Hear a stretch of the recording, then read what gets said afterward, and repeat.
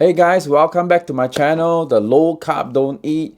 So today I want to talk about the glycemic index versus glycemic load. So some of you might be wondering, what are these and why is it important?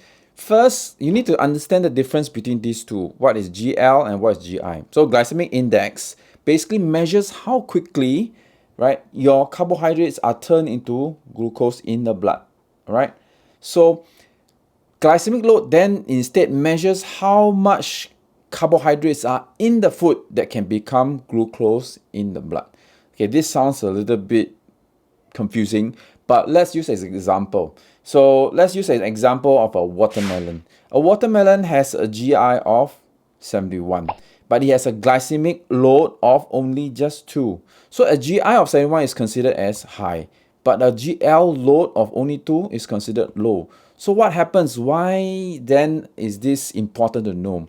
So for example, if you eat a slice of watermelon, it has high GI, but because its glycemic load is low, it only has that amount of glucose in the food itself to turn into glucose. But if you were to take, say, 20 slices, right, then that will become an equivalent glycemic load of, say, for example, a can of soda.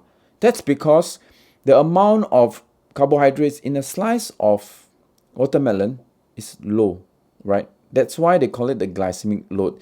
But if let's say the glycemic load of the watermelon was 80 to begin off, was like 20, all right, on the higher side or more than 20, then that will actually translate into a lot of carbohydrates that can turn into glucose in your blood. So that is very important to know. So again, if you take one slice of watermelon, yes, it has high glycemic index, but it doesn't load your body with a lot of sugar. But if you were to take many of those slices of watermelon, then you will increase your glycemic load. Okay, so but why is it then important? Basically, glycemic index does not account for how much glucose potentially you are taking. And at the end of the day, it's all about the effect of insulin.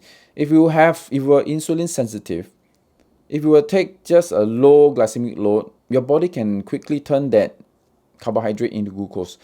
But if you had a high glycemic load, means that there will be more carbohydrates or glucose in the body, which means that insulin will have to keep coming in to keep your glucose level down at a longer time. That's where you slowly become insulin resistant, and that's what you don't want. When you have insulin resistant, means that you have a lot more insulin in your body, and in turn it can turn that as you know, insulin is a fat storage hormone, so that can also turn your glucose into fats, and that's where you continue to get fatter. And some of the examples of high glycemic load foods or whatever sugary drinks, you have candy, white pasta, white bread, french fries, baked potatoes, and those that are on the moderate side are actually the brown rice, whole wheat pasta, and in fact sweet potatoes. Yes, there's something that isn't in the potato, but no, but for a sweet potato it has moderate glycemic load. So those that are low glycemic load, what are these then? Those are the foods that you should be taking more compared to the high glycemic ones. So you have your usual, your lentils, your kidney beans, your black beans, again lentils, your nuts like cashews, peanuts, and certain whole grain breads. So this is the low glycemic kind of foods. And obviously fruits also are low glycemic, but of course don't take the fruit juice, because basically imagine you have 5 oranges, you squeeze it to a juice, then the glycemic load of that orange juice or whatever juice that is will be high.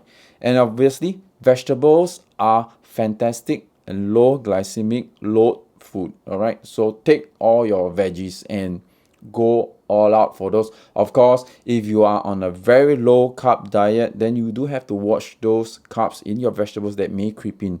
But if you are generally on a low carb diet, there's only so much vegetables you can take, so those will not kind of like skew your diet if you're on an ultra low or just a low carb diet. Okay, so stick to your vegetables. So I hope this video lets you have a quick understanding that when it comes to choosing our food based on glycemic index, focus on the glycemic load instead. And I will put some links below to some of the websites that can show you glycemic index, and maybe you can even see some that has glycemic load information. All right, so I hope this helps, and I'll see you in the next video.